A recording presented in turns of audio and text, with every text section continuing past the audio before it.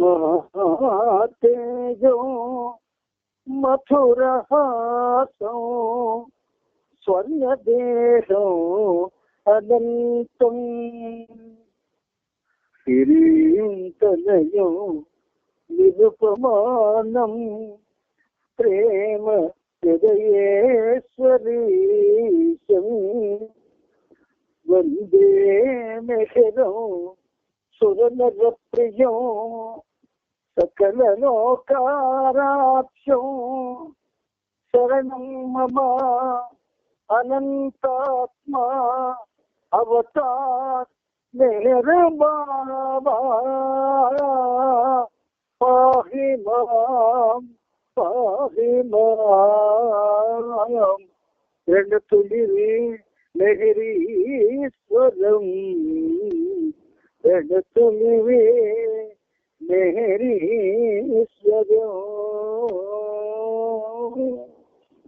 Avatar Meher బాబా key జై. అందరికీ ప్రేమపూర్వక జయబాబాలు. ఈరోజు కూడా ప్రభు మనందరికీ ఆయుతో సహజీవనాన్ని సాధించే అవకాశం ప్రసాదించారు. ఒక విధంగా అలా ప్రసాదించడంలో ఆయన మనల్ని నమ్ముతున్నారు. ఏ విషయంలో నమ్ముతున్నారు? వీళ్ళు నన్ను అంటించుకొని నేను ఏ ప్రవచనాలను అయితే ప్రపంచానికి రిలేట్ చేశాను ఆ విధంగా ఉన్న చాలా గ్రహించి చేసుకుంటారు. అందుకే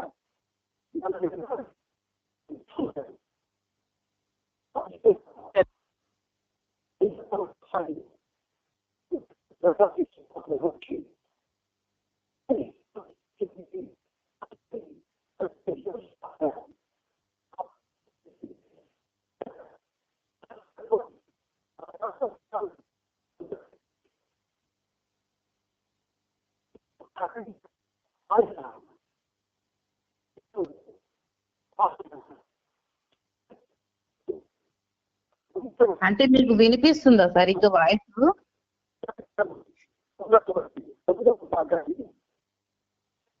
బాబాయ్ మనం 3773వ పేజీలో మీద నుంచి 3వ పేరా వరకు మనం చదువుకున్నాం. ఇప్పుడు ముందుకి ప్రయాణం చేస్తున్నాం. బాబా తన సహచరులు క్లిష్ట పరిస్థితులకు తట్టుకొని నిలవాలని బాబా ఆలోచన. అందుకే ఆయన ఉద్దేశపూర్వకంగా, జాగ్రత్తగా వినండి, ఉద్దేశపూర్వకంగా అంటే కావాలనే డబ్బు కొరతను సృష్టించారు అని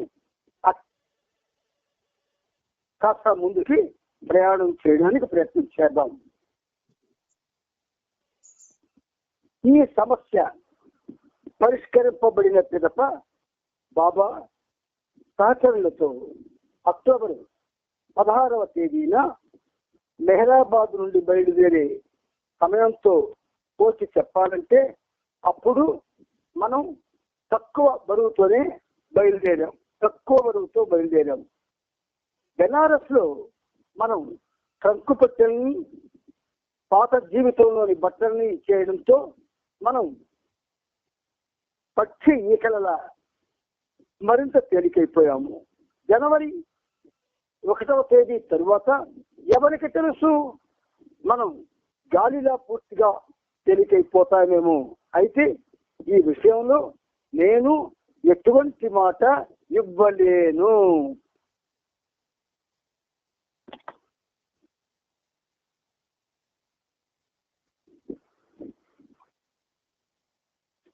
కొన్ని మాటలు బాబా కక్షాత్తుగా మాట్లాడతారు. అందుచేత మనం బాబా మాటల్లో ఉన్నటువంటి రహస్యాలను తెలుసుకుంటూ ముందుకు వెళ్తూ ఉన్నాం. డిసెంబర్ 1వ తేదీన బాబా బెనారస్ నుండి సారనాథ్ ప్రయాణాన్ని నిర్ణయించారు. బెనారస్ నుండి సారనాథ్ ఒంటె బండిని, ఆవులను, గాడిదలను సారనాథ్కు పంపించమని డాక్టర్ ఖరేలకు బాబా కబురు పంపించారు. నిజానికి వీరు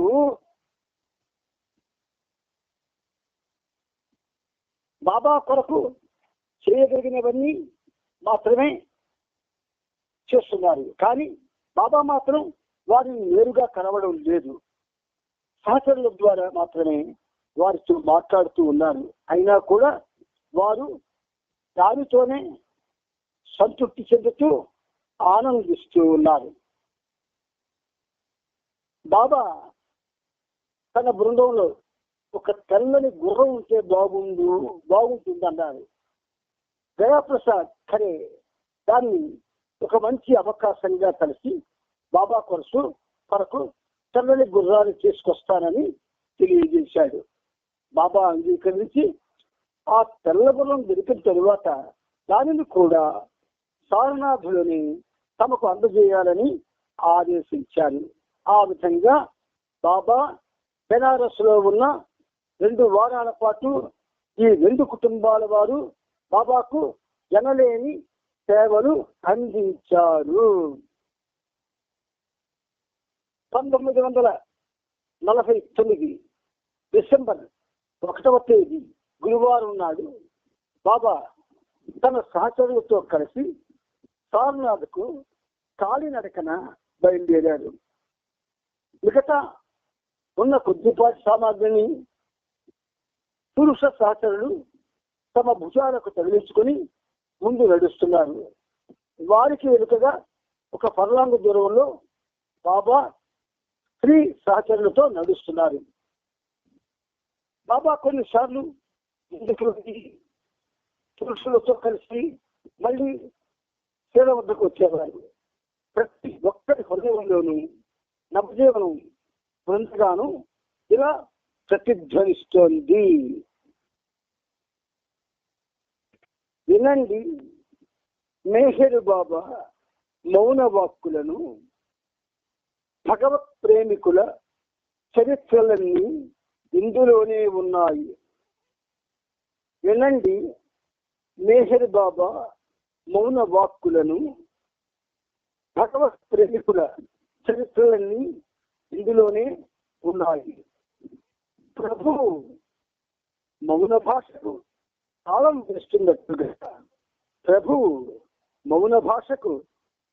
వేస్తున్నట్లుగా సహచరులు విజయోత్సాహంతో అడుగులు వేస్తున్నారు.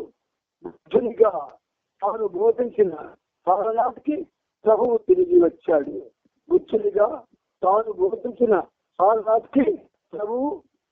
వచ్చాడు.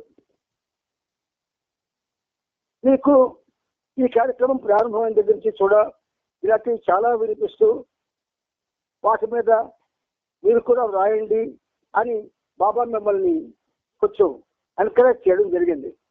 అయితే మీరంతా జనరల్ గా నాకు చెప్తుంటారు ఏంటంటే మా ప్రేమికులందరూ, అన్నయ్య మేమేం రాయగలము, మాకు కవిత్వం తెలియదు, మరి వ్యాకరణం తెలియదు అని అంటూ ఉంటారు. ఇప్పుడు మనం చదివినటువంటి ఈ నవజీవన బృందగానం 5 వాక్యాలు కూడా ఇవేమీ లేకుండే ఇవి రాయబడ్డాయి. చాలా అద్భుతమైనటువంటి అర్థాన్ని మనకి తిరిగొప్పజేశాయి. అంచేత వ్యాకరణం, పాండిత్యం లేదా ఒక విధంగా రాగాలు ఇవన్నీ తెలిస్తే తప్ప గీతాలు కానీ గేయాలు కానీ లేదా బృందగానాలు కానీ తయారు చేయలేం అనేటటువంటి ఒక దురదృష్టకరమైనటువంటి ఉద్దేశంతో ప్రయత్నం చేయకుండా ఎవరు ఉండకూడదు. బాబా తలంచుకుంటే నీ చేత మళ్ళీ ఆయన చరిత్ర ఇంకొక భాషలో రాయించేస్తాడు. అందుచేత నీకు భగవత్ సేవ ఏమిటిది? భగవత్ సేవ, అవతార పురుషుడి సేవ. ఆయన సేవ చేస్తూ నువ్వు చదువుకోవాలటి, ఆయన సేవ చేస్తూ నువ్వు నేర్చుకోవాలా. సేవ చేస్తూ చదువుకుని రాస్తే, సేవ చేస్తూ నేర్చుకుని రాస్తే అది ఇంకేం సేవ? ఆయన మన కేసీఆర్కి సహాయం చేసినట్టు. అందుచేత ప్రయత్నం, ఎఫర్ట్. ఒక అడుగు నువ్వు ముందుకేస్తే 10 అడుగులు మీ ముందుకు నేను వేస్తానన్నారు బాబా. అంతటి కరుణామూర్తి. అయితే నాకు తెలీదు, నేను రాయలేను అన్న ఒక మడికట్టు కూర్చున్న వారితో నేను మాట్లాడినాం. కానీ ప్రభు సర్వోన్నతుడు, సర్వేశ్వరుడు తప్పకుండా సహాయం చేస్తాడు. రాయడానికి ప్రయత్నం చేస్తాను అనుకున్న వాడికి మాత్రం తప్పకుండా అవకాశం ఇస్తాడు ఆయన. మిమ్మల్ని నేను అంటే ఈ పనిముట్టు ఇలాగా ఎందుకు ప్రోత్సాహం చేస్తుందంటే, ఎవరి వల్ల ఏదవుతుందో, ఎవరి చేత ఆయన ఏం చేయిస్తాడో మనకే తెలుసు. అందుకనమాట అతి ముఖ్యమైన ఈ సందర్భాన్ని లాభించినట్లుగా బాబా ఆ దారిలో ఒక వస్తువుని చూశారు. బాబా అతనిని కౌగలించుకున్నారు. అలాగే ఆ భగవదున్మత్తుని తన పరివారంలో చేర్చుకోవాలని నిర్ణయించారు. అలా ఆ బస్సు 4 మైళ్ళ దూరంలో ఉన్న సారనాథ్కు పురుష శాస్త్రుల బృందంతో కలిసి నడిచాడు. ఒక మస్తు అంటే గాడ్ రియలైజేషన్ కి, భగవదనుభవాన్ని పొందిన సిద్ధంగా ఉన్న ఆత్మ. అటువంటి ఆత్మగా కవిత్వం కానీ, పటుత్వం కానీ, లేదా మేధస్సు కానీ ఏమీ అపాయం ఉంటాడు. అందుకని 4 మైళ్ళ దూరంలో ఉన్న సారనాథ్ వరకు పురుష శాస్త్రుల బృందంతో కలిసి నడిచాడు. సారనాథ్ లో బాబా మరియు స్త్రీ శాస్త్రుల కొరకు డాక్టర్ నాథ్ ఒక బంగాళా తీసుకున్నాడు. నాథ్ కరే కుటుంబం వారు బాబాకు శాస్త్రులకు భోజనాన్ని బెనారస్ నుండి సారనాథ్కు కారులో పంపించాలని ఏర్పాటు జరిగింది. ఆ విధంగా వారు దూరంగా ఉన్నప్పటికీ కూడా సారనాథ్ లో బాబా బృందానికి అవసరమైన ఏర్పాట్లు పర్యవేక్షించడం కొనసాగించారు. ప్రపంచంలో బౌద్ధులందరికీ సారనాథ్ అత్యంత పవిత్ర క్షేత్రం. గౌతముడు బోధిగయలో సత్యానుభవాన్ని, ఈ సత్యానుభవం అన్నటువంటి తెలుగు మాటకు ఇంగ్లీష్ లో ఎన్లైటన్మెంట్ అని ఒక ఇంగ్లీష్ పదాన్ని రాసి ఉంచారు. అంటే ఒక్కసారి భగవంతుడి గురించి ఆరాటపడే వాళ్ళకి ఏ ఆలోచన లేకుండా మధురమైన అనుభూతితో ఉంటారు వాళ్ళు. వాళ్ళకి అప్పుడు భగవంతుడు ఒక వెలుగును చూపించాలి. ఆ వెలుగును చూపించకపోతే వాడు ముందుకి సాగలేడు. అందుచేత ఒక కవి రాస్తారు, సినిమా కవి, వెలుగు చూపవయ్యా మదిలో కలత బాపవయ్యా అంటాడు. అందుచేత సత్యానుభవాన్ని పొందిన తరువాత ఇక్కడే తొలి ప్రవచనాన్ని శర్మన్ ఇచ్చారు. అక్కడే తొలి శిష్యులు 5గురికి ఆధ్యాత్మిక మార్గాన్ని అనుష్ఠింపజేశాడు బుద్ధుడు. అప్పటి నుండి ఆ స్థలం బుద్ధుని పీఠంగా ప్రసిద్ధి చెందింది. సారనాథ్ లోని ఆ స్థలాన్ని కేంద్రంగా చేసుకొని గౌతమ బుద్ధుడు భారతదేశం మొత్తం మీద తన కార్యకలాపాలను కొనసాగించాడు. సార్నాథ్లో బౌద్ధ దేవాలయాలు, పెద్ద పెద్ద స్తూపాలు చాలా ఉన్నాయి. స్తూపం దగ్గర గల ప్రధాన దేవాలయంలో జపాను దేశానికి చెందిన కళాకారులు బుద్ధుని జీవితానికి సంబంధించిన అనేక సన్నివేశాలను కళారూపాలుగా గోడల మీద చిత్రీకరించారు. అసలు పూర్వీకులే మనకి పెద్ద గైడ్స్, మార్గదర్శకులు. ఈనాడు చరిత్రలో మనం చూసిన దేవాలయాలు కానీ, స్తూపాలు కానీ, మంటపాలు కానీ, అనేక రకాల విగ్రహాలు కానీ, ఇవన్నీ పూర్వీకుల యొక్క కళా ప్రతిభ. ఎక్కడి నుంచి వచ్చిందా కళ? ఆ కళ భగవత్ కళలో ఒక చిన్న భాగం. మనందరిలో దైవ కళ ఉంది, లేనట్టుగా ఉంటుంది. జ్ఞాపకోంచుకోండి, మనందరిలో కూడా దైవ కళ ఉంది, లేనట్టుగా ఉంటుంది. ఆ ఉంది లేని దైవ కళ అది మెహర్ బాబా యొక్క, అంటే అవతార పురుషుని యొక్క ప్రేమ వలన అది అభివృద్ధి చెందాలి. అభివృద్ధి చెందాలంటే ఏం చేస్తే చెందుతుంది? అందుకు తగిన కార్యాలు వెతుక్కొని చెయ్యడానికి ప్రయత్నం చెయ్యాలి. పూర్వం తపస్సు చేసేవాళ్ళు, వాళ్ళు ముందు తపస్సు అలవాటు లేని వాళ్ళు. కానీ ఆ తర్వాత నారద మహర్షి వారి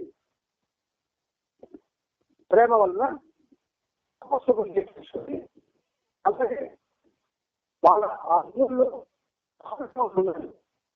తెలుసుకొని సంసారించారు, ప్రత్యక్షం చేసుకున్నారు.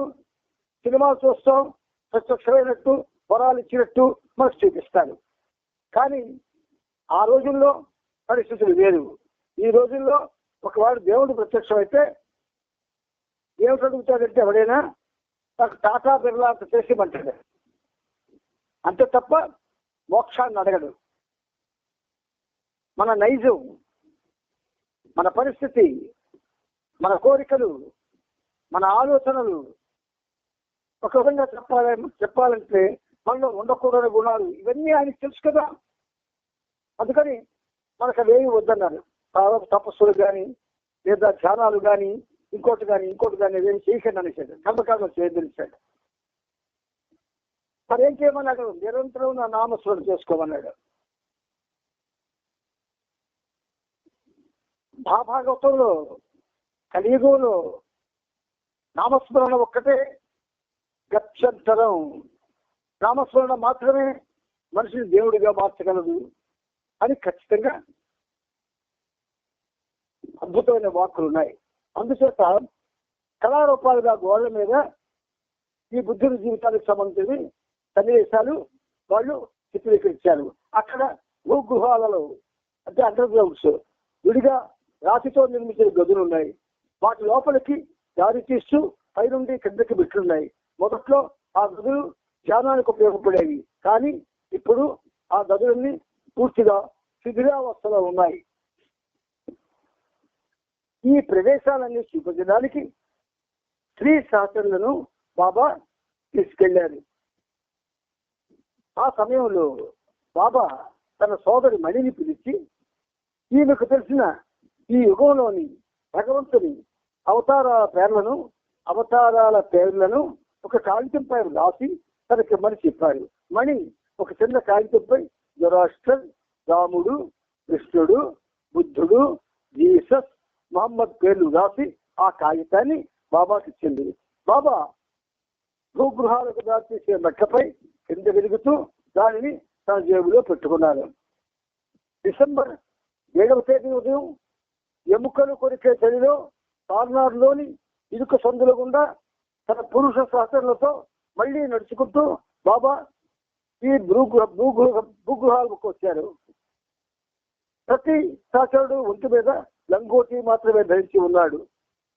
ఆ తీవ్రమైన చలిలో సహచరులంతా విపరీతంగా వణికిపోతున్నారు. చేయవలసిన ప్రార్థనను రాయించలే కాగితం ప్రతి శాస్త్రంకి ఇవ్వబడింది. బాబా ఆ మెట్లపై కూర్చుంటూ తాను సౌగ్య చేసినప్పుడు వారి చేతిలోని ప్రార్థనను మనసులో 15 నిమిషాలు చదవమన్నారు. 5+1 15 అంటే 15 నిమిషాలు అంటే 5+1. ఇందులో ఒక గమ్మత్తైన ఆధ్యాత్మిక అర్థం కూడా ఉంది, తర్వాత చెప్పుకుందాం. గౌతమ బుద్ధుడు తన శిష్యులకు దీక్షను వసుకిన ఆ పురాతన పరిసరాలు ప్రశాంతంగా నిర్మలంగా ఉన్నాయి. ఆ నక్క మీద కూర్చొని శాస్త్రులంతా బాబాపై దృష్టి సారించారు. ఆయన వారిని ఈ క్రింది ప్రార్థనను మౌనంగా చదవమని చిరునవ్వు నవ్వుతూ సైగ చేశారు. ఓ భగవంతుడా,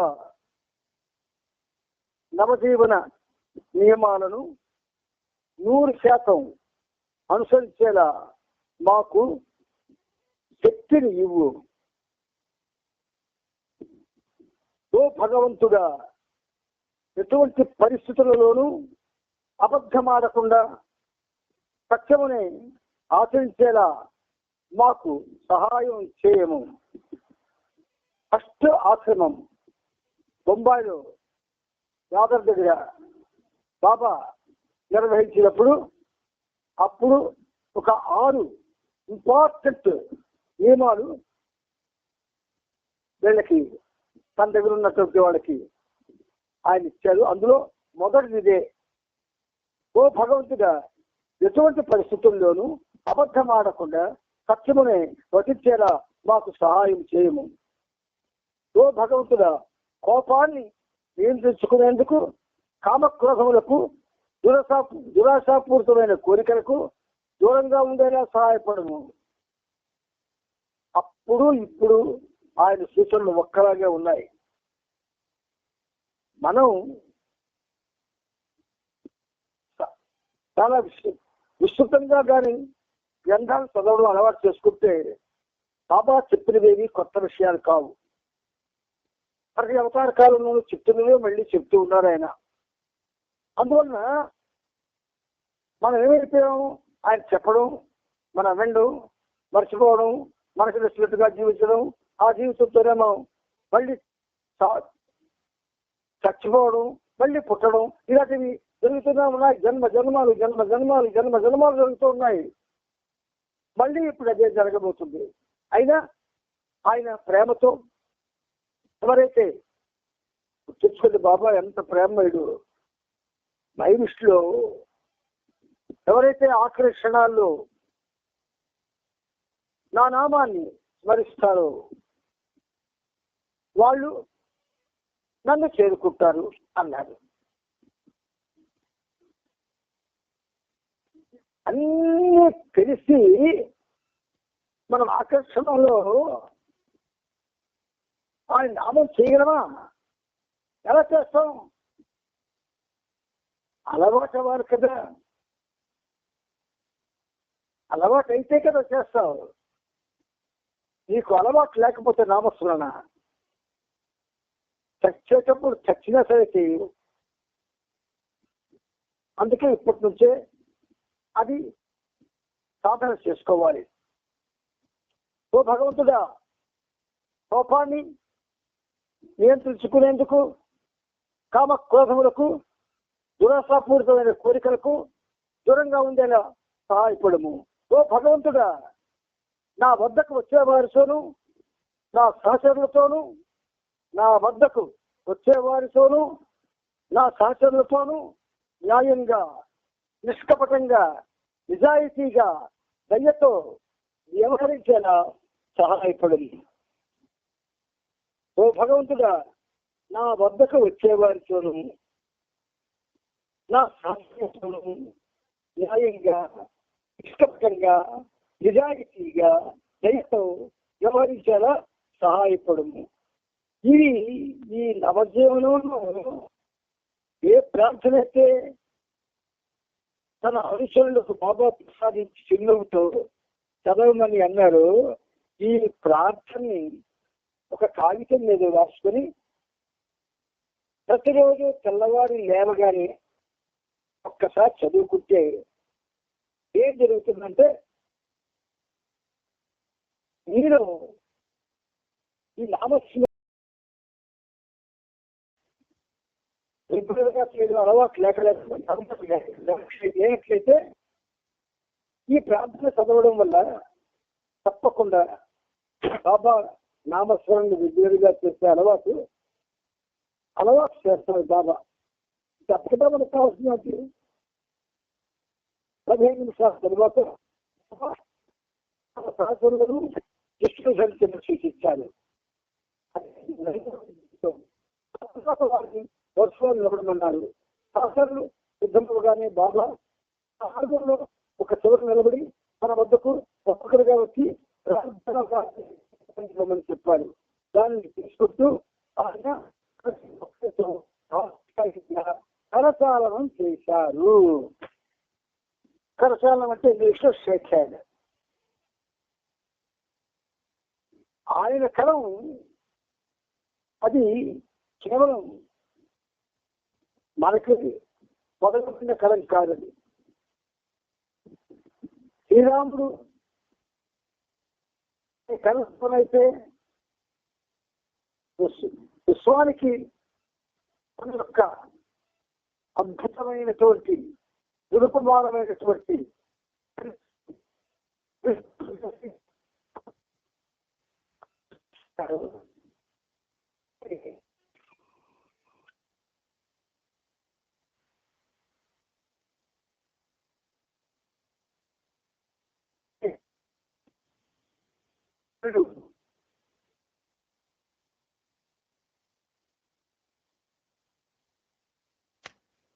వినిపించలేదు ఏమీను. జై బాబా. దివ్య ప్రకాశంతో వెలిగిపోతుంది. తన కార్యం సఫలీకృతమైన విధంగా సంతృప్తి ఆయన ముఖంలో ప్రస్ఫుటంగా గోచరించింది. బాబా చిరునవ్వు నవ్వుతూ శాసనలతో కలిసి భూగృహం నుండి పైకి వచ్చారు. గుమ్మం దగ్గర నిలబడి బాబా గనిని గట్టిగా 7 సార్లు హోగయా హోగయా హోగయా పని పూర్తయింది అని చెప్పమన్నారు.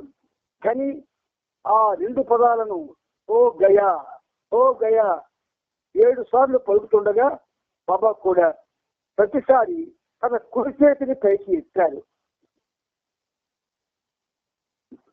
బంగాళాకు తిరిగి వెళ్లే దారిలో బాబా తన సహచరులకు సలహా ఇస్తూ ప్రార్థన చదివిన సమయంలో ధరించిన లంగోటిని మరెప్పుడు వాడవద్దని, దానిని ప్రత్యేకంగా ఏదైనా గుర్తు వేసి దాచి ఉంచుకోమని సలహా ఇచ్చారు.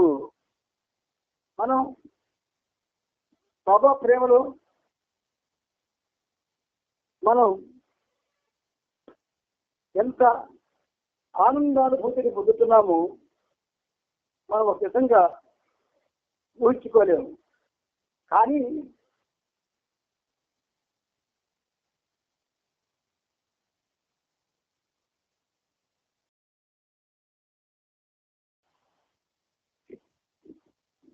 దీని పేరు స్వరవేణువు. బాబా చాలా కాలం క్రిందట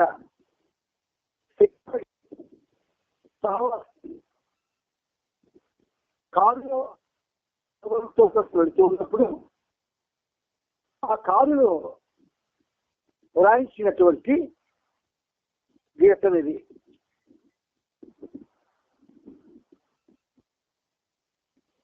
మెహర్షి ఆయన చేతిలో ఒక పనిముట్టై ఆయన ద్వారా ఎన్ని గీతాలు రాయించారో లెక్కలేదు.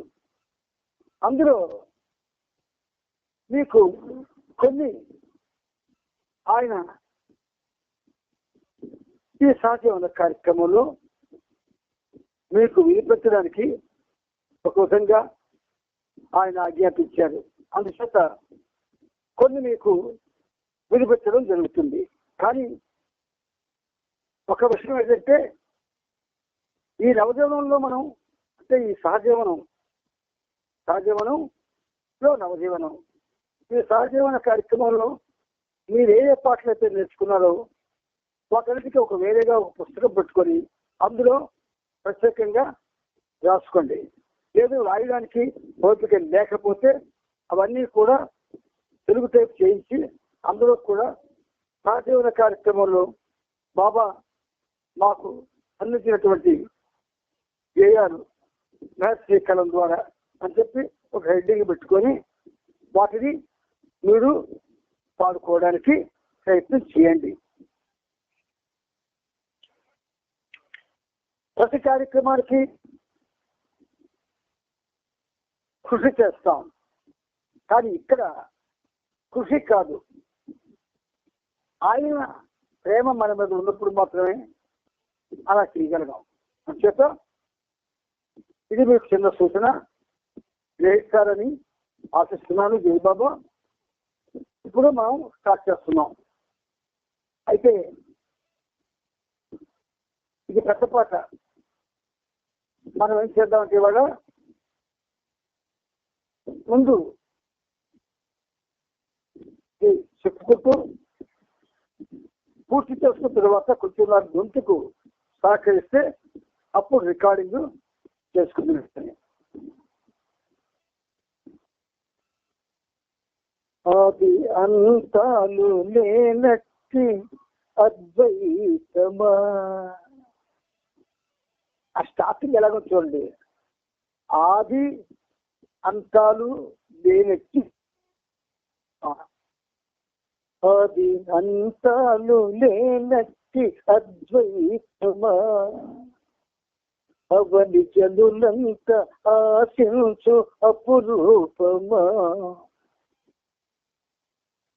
ఆది అంతాలు లేనట్టి అద్వైతమా, అవని జనులంత ఆశించు అపురూపమా, మౌనమును దాసి భాషించు దివ్యత్వమా, మౌనమును దాసి భాషించు దివ్యత్వమా, మనసు హరించి మేల్కొల్పు ఆనందమా, మనసు హరించి మేల్కొల్పు ఆనందమా. ఈ లాంగ్వేజ్ ఇది ఆయన మౌనంలోంచి ఈ పరిముక్తి యొక్క మనసులోకి ట్రాన్స్ఫర్ అయి అక్షర రూపం దాచింది. ఇందులో ఈ పరివర్తి ప్రమేయం ఏమీ లేదు కనుక ఈ సాహిత్యం మౌన సాహిత్యపు వరం. అందుచేత ఆది అంతాలు లేనట్టి అద్వైతమా, అవని జనులంత ఆశించు అపురూపమా, మౌనమును దాసి భాషించు దివ్యత్వమా, మౌనమును దాసి భాషించు దివ్యత్వమా, మనసు హరించి మేల్కొల్పు ఆనందమా, మనసు హరించి మేల్కొల్పు ఆనందమా. ఒక ప్రేమ హృదయం ఒక మాట నాకు అన్నది ఈ మధ్యన. ఏమిటందంటే, అరగంట మీరు చెప్తుందే గంట, అరగంటలో ఆటకెందుకు టైము కేటాయించేశారు అని. నేను ఎవరిని కేటాయించడానికి, ఆయన ఏ కేటాయింపు చేస్తే ఆ కేటాయింపు ప్రకారం జరుగుతుంది. నేనెవరిని ఏదైనా నిర్ణయించవలసింది చేయించవలసింది ఆయన. పరిముఖ్యంగా మనం ఆయన చేస్తుంటే ఆయన ద్వారా వాడుకోబడాలి. అంచేత ఆ ప్రశ్నకు సమాధానంగా ఆ ఆత్మతో నేను ఏం చెప్తానంటే, ఆ వ్యక్తితో పాటల కోసమే కదా పిచ్చిపోతున్నా ప్రపంచంతాను. పాటలో పరమసంతరం లేదు, పాటల కోసం పిచ్చిపోతున్నారు. ఈ పిచ్చిని హై పిచ్చితో పెంచాల.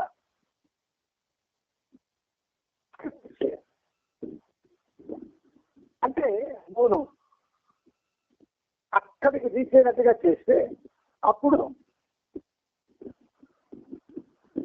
ఈ గేయాలు లేదా గీతాలు వీటి యొక్క ఉపయోగం ఎలా వాడుకోవాలి, ఎలా ప్రభువుని పొందాలి అంటే అర్థం అవుతాయి. ఇప్పుడు ఏం చేస్తున్నామా ఒక ఆయన పనుల్ని పెట్టున్నాం అనమాట.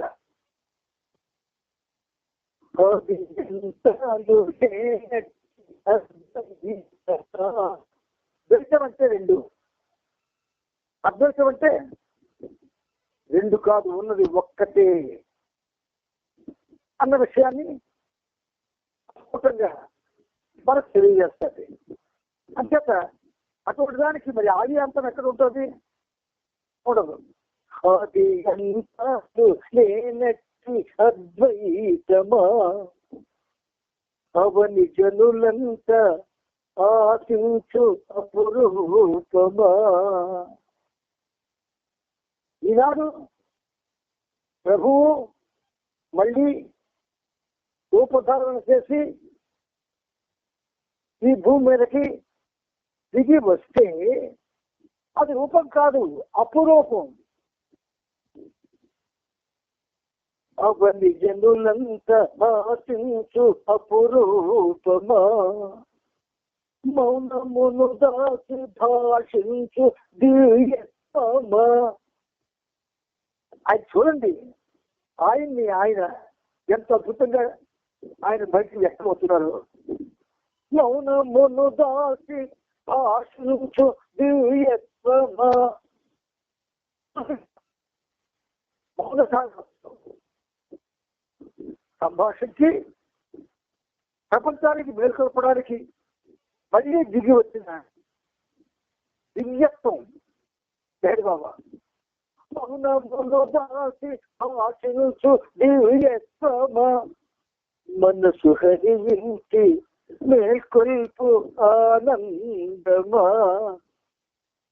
కృష్ణుడిగా వచ్చి దొంగతనం చేశాడు, కన్నా పాలు మిగిల. కానీ ఇప్పుడు కూడా ఓ రకంగా దొంగతనం లాంటిది మనసులను దోచుకున్నాడు. ఇంకేత ఆ మనసే మనకి పెద్ద అవకాశం భగవత్స్థాన్ని చేరడానికి. అంచేత ఆ మనసుని ఆయన వశం చేసుకొని మేల్కొల్పేటటువంటి పరిస్థితిని ఆయన తనలో ఏర్పాటు చేసుకొని తద్వారా ఆనందాన్ని మనకి ఇస్తాడు ఆయన. బాబా అంటే ఆనందమే, ఆనందం ఆనందం పరమానందం ప్రభు మేరుని నామో అని రాయించాడు పాట. అంటే చేసి నీకు ఆనందం వస్తుంది బాబా నామం చేస్తే, బాబా రూపాన్ని చూస్తే, బాబా మాటలు ఉంటే, బాబా మౌనాన్ని ధారణ చేస్తే, బాబాతో ప్రతిరోజు నువ్వు ఉంటే, క్షణం కూడా నామం చేస్తూ ఉంటే అది సామాన్యమైనది కాదు. అది అంతాలు లేనట్టి అద్వైతమా అవని జనులంతా ఆశించు అపురూపమా మౌనమును దాచి భాషించు దివ్యత్వమా మౌనమును దాచి భాషించు దివ్యత్వమా మనసు హరించి మేల్కొల్పు ఆనందమా మనసు హరించి మేల్కొల్పు ఆనందమా. ఆ పండుగలో ఇన్ని రహస్యాలు పెట్టాడో చెప్పలేను. మనసు హరించాడండి, హరించాడు అనుకున్నాం. ఇంకా మరి మనసు హరించిపోతే మరి అసలు మనసు నాశనం అయిపోతే, మనోనాశనం జరిగితే నీకు ఎక్కడ ఉంటాడు వాడు? మరి ఇక మేల్కొల్పు చేయడం ఏమిటి? యూనియన్ అవ్వడమే, నిర్జయిపోవడమే మిగిలింది. పరమానందం, బ్రహ్మానందం, నిత్యానందం అందులోకి ఆ గూడులోకి వెళ్ళిపోవాలి. ఆది అంతాలు లేనట్టి అద్వైతమా, అవని జనులంత ఆశించు అపురూపమా, మౌనమును దాచి భాషించు దివ్యత్వమా, మౌనమును దాచి భాషించు దివ్యత్వమా, మనసు హరించి మేల్కొల్పు ఆనందమా, మనసు హరించి మేల్కొల్పు ఆనందమా. మనందరికీ ఒక అలవాటు ఉంది,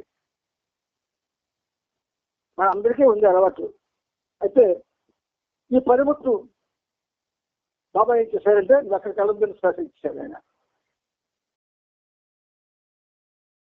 దీంతో ఇప్పుడు నేను చెప్పబోయేది ఈ పనిముట్టుకి వర్తించదు. ఎందుకంటే ఎక్కడికి వెళ్ళదు కనుక, చివరికి హైదరాబాద్ కూడా చేశాడు ఆయన.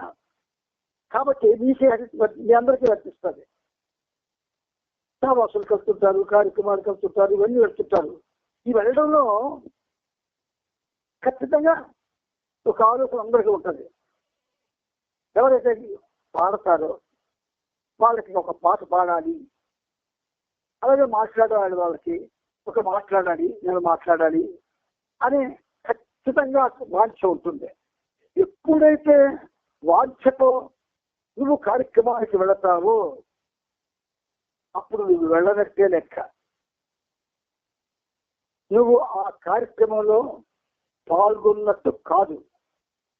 ఎందుకంటే బాబాతో నువ్వు ఉండవు అక్కడ. ఎందుకంటే ప్రీ ఆక్యుపైడ్ థాట్ ఏదో ఉంది, ముందుగానే నేను అలముకున్న ఒక వాంఛ ఉంది నీకు. కాబట్టి ఆ వాంఛతో నువ్వు వెళితే వెళ్ళినట్టు కాదు అది. అయితే మరి అండి ఆలోచన రహితంగా వెళ్ళాలి. ఏ ఆలోచన లేకుండా వెళ్ళాలి సావాస్కి. ఒక్క బాబాతో, ఆయన నామంతో, ఆయన రూపంతో, ఆయన ప్రేమతో, వాటితోనే సంబంధం ఉండాలి ఎక్కడికి వెళ్ళినా. బహుశా అలా ఏ ఒక్కరు కూడా ఉండరేమో అన్న అనుమానం. మైండ్ మనకి పని చేయకూడదు, స్టాప్ అయిపోవాలి. మైండ్ స్టాప్ అయితేనే హృదయం పనిచేస్తుంది. హృదయంలోనే ఉన్నాడు ఆయన. ఇది ఒక విధంగా మనం సునాయాసంగా ఈ పరిస్థితిని పొందాల్సి ఉంది. కానీ వాంఛ ద్వారా ఆ పరిస్థితికి చేరకుండా మనల్ని మనమే నిరోధించుకుంటూ ఉన్నాం. వాంఛ చాలా త్వరగానే వెంటనే ముందు బుర్రలో స్పాట్ వచ్చేస్తుంది. ఏదో ఒకటి చదవాలి అన్నది మైండ్లోకి వచ్చేస్తుంది, ఏదో ఒకటి చెప్పాలి అన్న మైండ్లోకి వచ్చేస్తుంది. ప్రీ ఆక్యుపైడ్ థాట్ అంటారు దాన్ని ఇంగ్లీష్లో. అది వస్తే మీకు అడిగితే సావాస్కులు లేదంటే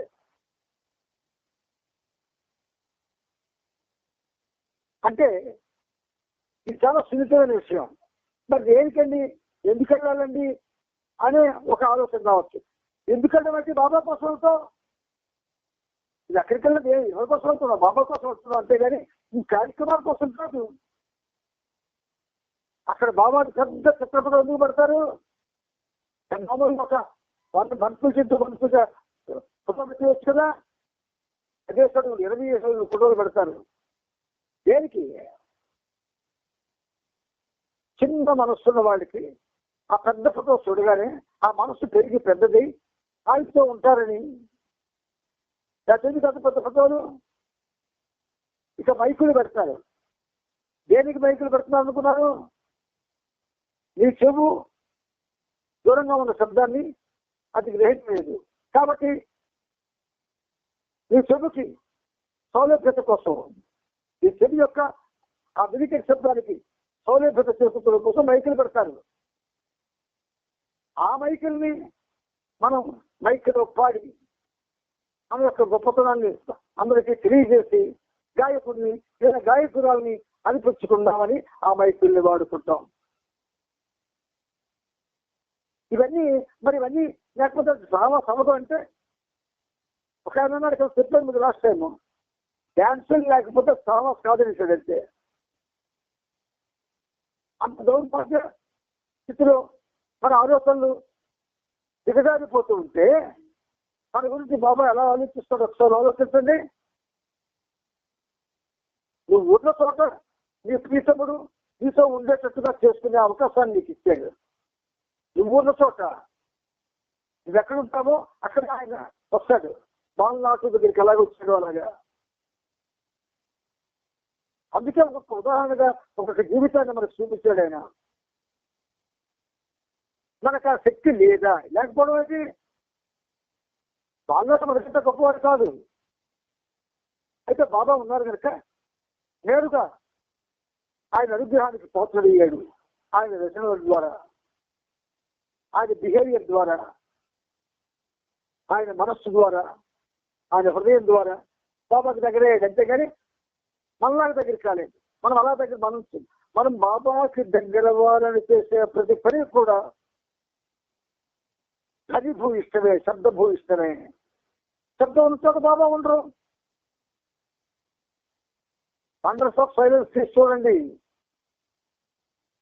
ఎంత బాగా రాయించడం చేత దేశమూర్తి గారి చేత. ఆ పుస్తకం అంతా ఇలాగే ఈ ఫోన్ ద్వారానే గతంలో వింటారు అందరూ. మహామౌన యోగం అది, మామూలు యోగం కాదు. అసలు మౌనంలోనే భగవంతుడు లేకపోతే మరి ఎక్కడుంటాడు ఆయన? మౌనంలో నేనున్నాను, మౌనం ద్వారా నేను నన్ను మీరు తెలుసుకోగలరు అని చెప్పడానికే ఆయన ఆ మహామౌన యోగాన్ని ధారణ చేశాడు. మనకు ఆ మౌనం ఏదో ఒక 2 నిమిషాలకో 1 నిమిషాలకి చేస్తాం. మన మౌనం దాన్ని ప్రేమించలేకపోతున్నాం. మన ప్రేమించగలిగినాడే బాబా యొక్క ఆ మహాత్మాన్ని ప్రేమించగలిగినాడే బాబాను ప్రేమించవలసిన విధంగా ప్రేమించగలుగుతాము. అంతవరకు మనకు సాక్షి కాదు. ఒక రోజంతా మాట్లాడుతూనే ఉండండి. హృదయంలో బాబా యొక్క నామస్మరణ నిశ్శబ్దంగా చేసుకుంటూ ఒక రోజంతా మౌనంగా ఉండండి. మళ్ళీ అది చూడక్కర్లేదు. మీరు ఒక్కరే బాబా ఫోటో ముందు కూర్చొని మౌనంలో కలపండి. మామూలు మౌనంలో కాదు, మిమ్మల్ని మీరు మర్చిపోయేది మౌనంలో కలపండి. అప్పుడు చూడండి, అయ్యో ఇంతకాలం ఏం పోగొట్టుకున్నాను అన్నది మీకు అర్థం అవుతుంది. అంచేత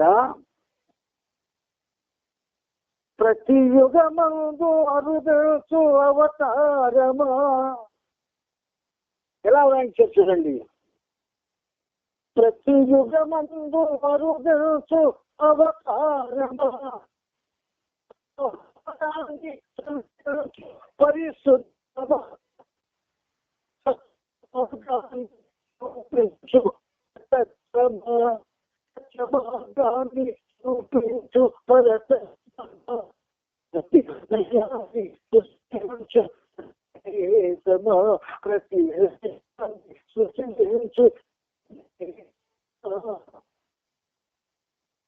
అది మాటలు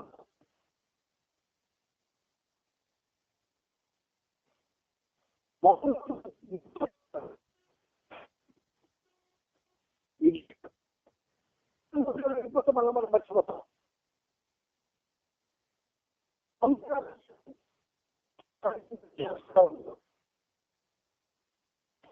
రాసినప్పుడు ఈ రాష్ట్రంలో మౌనాన్ని కారణం చేసుకుని ఆ మౌనం నీకు బాబా అందజేశాడు. నా ద్వారా ఆయన పరిశీలడానికి నాకు అర్హతుందా పొందాలి.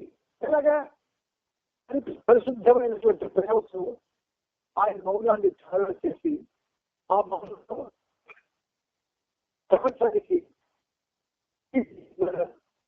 ఆయన చక్కటి గానాన్ని అందించారు.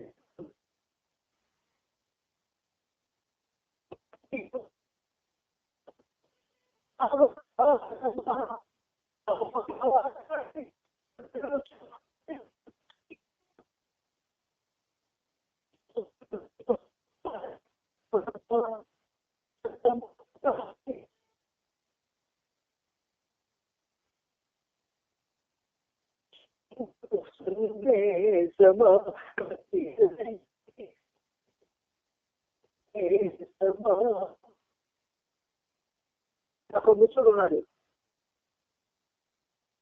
ఇవాళ ఇంటికి వచ్చి పాట నేర్చుకుంటే ఇవాళ నేర్చుకుంటే మన్నాడు ఏదైనా సవాస్ అయితే అక్కడికి వెళ్ళి పాడడం కోసమే నేర్చుకుంటాడు. ఆ తర్వాత మర్చిపోతాడు.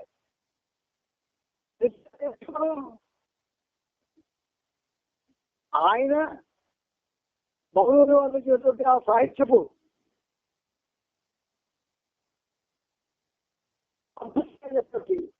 ఆ నాదాన్ని నువ్వు మార్చుకోవాలి కదా, జాగ్రత్త పరుచుకోవాలి కదా, ఉత్పత్తి చేసుకోవాలి కదా.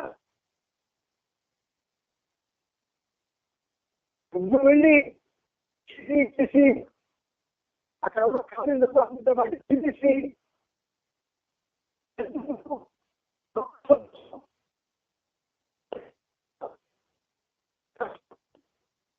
ప్రేమ వల్ల నీ దగ్గరికి రావాలా, అంతేగా నువ్వు గడుక్కోవడం కాదు.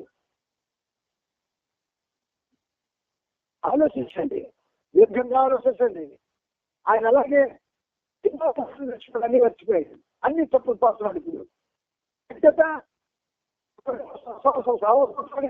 గొప్ప పాటగా నేర్చుకోవాలని ఆలోచిస్తూనే నేర్చుకోలేదు. ఏదైనా నేర్చుకుంటే శాశ్వతంగా నీకు ఉండిపోవాలి. నీది కావాలి, నీది సొంతమైపోవాలి. ఏదైనా అండి బాబా పరంగా బాబాకు సంబంధించిన నేర్చుకుంటే అది నీకోవాలి. అన్నము నువ్వు సామస్లో వెళ్ళి హాయిగా మౌనంగా కూర్చుంటే చిన్నది పిలిచి మరి అమ్మ నేను ఒక దానం చేయండి, అయ్యా ఇది ఒక దానం చేయండి.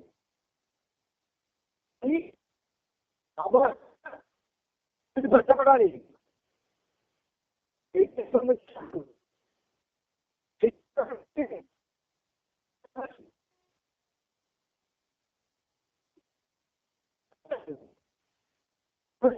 ఉంటే ఆ కాలం ధ్వనులకు ప్రతి హృదయానికి అందుతాయి. అందుకే ఒకవేళ ఎక్కడైనా ఏమంటే సరిగ్గా పాడుతున్నట్టుదండి, సావస్లో పాడొచ్చుకుందండి అని ఆయనే అనిపిస్తాడు. అనిపించి ఈ ప్రమేయం లేకుండా ఆ సావస్ వెళ్ళినప్పుడు ఆయన కనబడితే ఏమండి చాలా బాగా పాడుతారండి, పాట పాడమని చెప్పండి అని వాళ్ళే రికమెండ్ చేస్తారా? అది అప్పుడు నువ్వు నేర్చుకున్న జ్ఞానం సఫలీకృతం అవుతుంది. గుర్తుంచుకోండి. అందువల్ల జీవితంలో బాబా మహామౌరావతారుడు, ఆది పురుషుడు, కాంతుడు, శాశ్వతుడు ఇంటికి ఒక ఫోటో రూపంలో వచ్చాడు. ఫోటో రూపంలో వస్తే దాన్ని పుట్టుకున్న సెలెక్టివ్ బాబాయ్ వస్తారని భావించడా, బాబాయ్ ఉన్నారని జాగ్రత్త పడరా, అనుక్షణం ఆయన కోసం తప్పించరా, జీవితాన్ని పంచుకోరా, మనుషులతో పంచుకుంటే వస్తుంది. చదువు రాసుకుంటే భూమి ఎంత రాసుకున్నా నేను విమర్శకాంశమా ఇది దయచేసి నేను తప్పుగా అవగాహన చేసుకోకండి. యథార్థం నిజంగానే ఉంటుంది. ఇప్పుడు మన బాబాకు ఎన్నికలంతా కూడా బాబా కార్యక్రమాలకు వెళ్ళడం ప్రారంభించిన దగ్గర నుంచి ఊరికే కౌగులించుకుంటున్నామండి. ఆడవాళ్ళు మగవాళ్ళు ఉన్నాం. ఏ హృదయాన్ని చూసేనా బాబా స్పర్శ నీకు తగిలిందా? జాగ్రత్తగా చెప్పండి నాకు.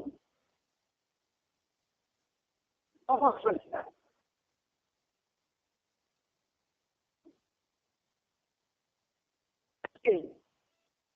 ఆయన ప్రేమికులుగా జీవితం సాగించవలసిన మనం ఆ స్థాయి మనకు తెలియక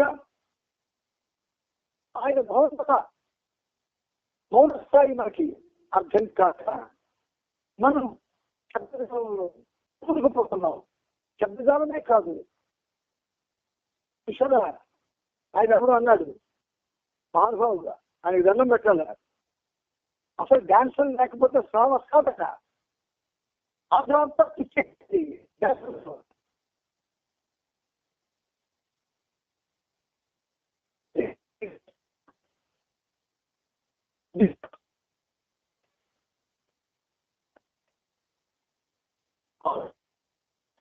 ఆలోచించండి, అదంతా మనసుకు ప్రేరణ కలిగించేదే కదా.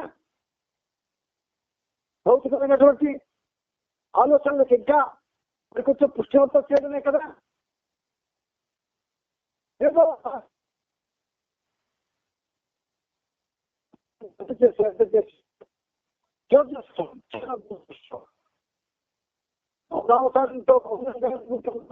ఆనందాన్ని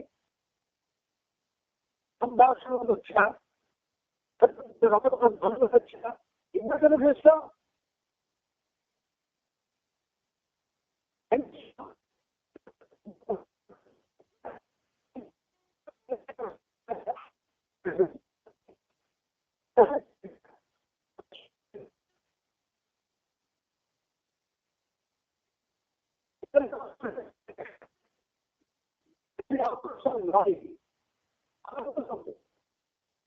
ఒక ఆంధ్రప్రదేశ్లోనే ఈ పరిస్థితి. తమిళనాడు ఆ ప్రాంతాల్లో మీరు కార్యక్రమాలకు కానీ వెళ్ళి ఉంటే మీరు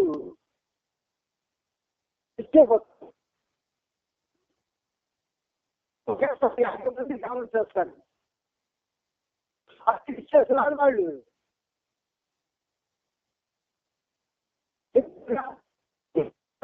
వాళ్ళకి అదే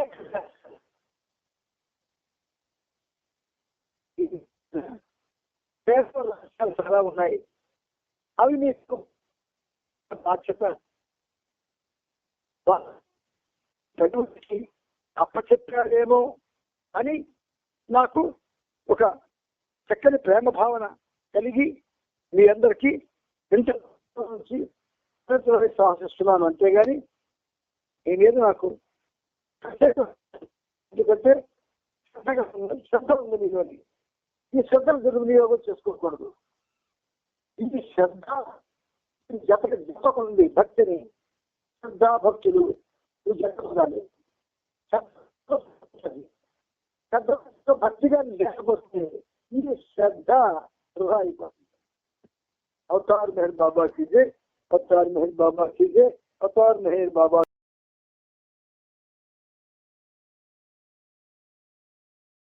की जय।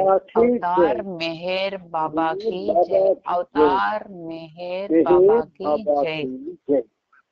Beloved God, help us all to love you more and more and more and more and still yet more till we become worthy of union with you, and help us all to hold fast to Baba's daman till the very end. Avatar Meher Baba ki jai. Avatar Meher బాబాకి జై. ప్రియతమ మెహర్ బాబా, నీవు ప్రసాదించిన ప్రవచన సారము ప్రేమించవలసిన తీరులో గ్రహించి సదవగాహన చేసుకొని వాటిని మా జీవితములలో ఆపాదించుకొని నిజాయితీతోడను నిర్మల ప్రేమతోడను వాటిని ఆచరించులా మా అందరినీ ఆశీర్వదించు. అట్టి ఆచరణీయత జీవన శైలిలో జీవించున్నట్లా మమ్మల్ందరినీ అనుగ్రహించుము. అవతార్ మెహర్ బాబాకి జై. అవతార్ మెహర్ బాబాకి జై. సంసార సాగర విశాల कराल कामा नटग्रह ग्रहसन निग्रह विग्रहस्य संसार सागर विशाल कराल कामा नटग्रह ग्रहसन निग्रह विग्रहस्य मग्नस्य रागलस पीडितस्य मग्नस्य राग रसकोर्मिनि पीडितस्य प्रेम स्वरूप मेहरीश नमो नमः. प्रेम स्वरूप मेहरीश नमो नमः. అవతార్ మెహర్ బాబాకి జై. అందరికీ ప్రేమపూర్వక జయబాబాలు. ఈరోజు కూడా మెహర్ ప్రభువు మన మీద గల ప్రేమ చేత ఆయనతో సహజీవనం చేసుకునే భాగ్యాన్ని మనకి మళ్ళీ కలిగించారు. అంటే ఏ రోజుకి ఆ రోజే ఆయన ప్రేమకు పాత్రలవుతున్నాం మనం. ఇది సత్యం. అందుచేత ఇటువంటి అవకాశాన్ని మనకిస్తూ మనలో ఉన్నటువంటి మాలిన్యాన్ని ఆయన తొలగించి నిష్కల్మషమైనటువంటి హృదయాలు మనలో నెలకొల్పేటట్టు చేయడానికి చేస్తున్నటువంటి సహాయానికి ఆయనకి ఏమిస్తే రుణం చేస్తుంది. అందుకని మనందరి తరపున, ప్రపంచ భక్తకోటి తరపున మన ప్రీతముడికి 1,000,000 కోటి పాదాభివందనాలు సమర్పిస్తూ, ఇందులో భాగంగా మనం ప్రభు చరిత్రం 9వ భాగంలో నవజీవన ఘట్టాన్ని చెప్పుకుంటూ నిన్నటికి 3776వ పేజీలో కింద నుంచి ఏదో పేర చదువుకొని ఆపుకున్నాం. ఇప్పుడు మరికొంచెం మనం ముందుకు వెళ్ళడానికి ప్రయత్నం చేద్దాం. ఆ చిన్న పేర 3 లైన్లు చదివిన తర్వాత ముందుకు ప్రయాణం చేద్దాం.